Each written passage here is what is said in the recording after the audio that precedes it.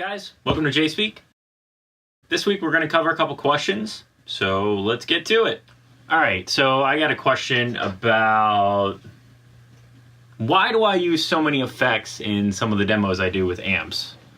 There's actually a good reason for that. I've taken a lot of crap over the Rocker 30 versus the Rocker 32 in the mix demo, and truthfully I did that, and I do others because some amps have effects loops and some do not, and it's interesting to hear how they compare, right? So in the example of the Rocker 30, there is no effects loop.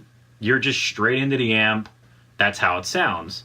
With the Rocker 32, it's a stereo effects loop amp. So why would you not try that? You're using different sets of speakers. With the Rocker 32, you're very limited on the speaker choice because it only comes with 10-inch gold label speakers. The Rocker 30, or at least in my case, I have the guitar head, not the combo. That's why I made subsequent videos that showcase how those amps sound with those speakers and or with the other cabs. That's why I did that, but in general, I'll do that with the Marshalls or the Mesas as well because it's interesting to see and hear how the settings on specific amps affect how they react to effects. Now, Orange particularly gets a lot of talk about how they interact with effects.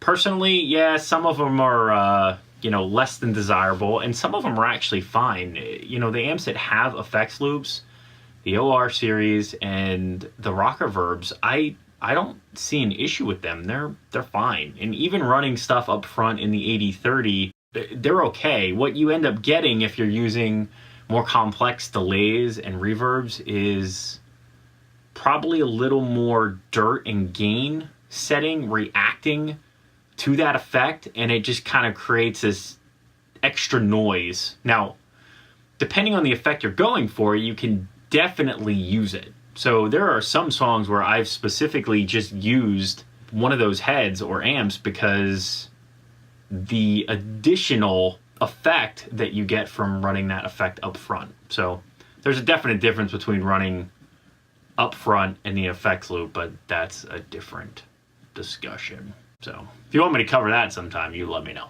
The other question I got was about the amount of guitars I use in some of the videos. There's a reason for that too. I try not to layer too much, but I do try to give a few different guitars some play during the videos so you get a feel for how those amps react to humbuckers or different sets of them or single coils and that kind of thing. So I do that more for your benefit.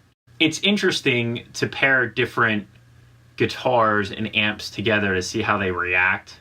Some react differently to others, and some are better pairings. I love Chicago Music Exchange potent pairings, how they kind of coined that phrase. So that's really cool, but there are definitely certain guitars and certain amps that I pair together a lot just because I think they sound very good together.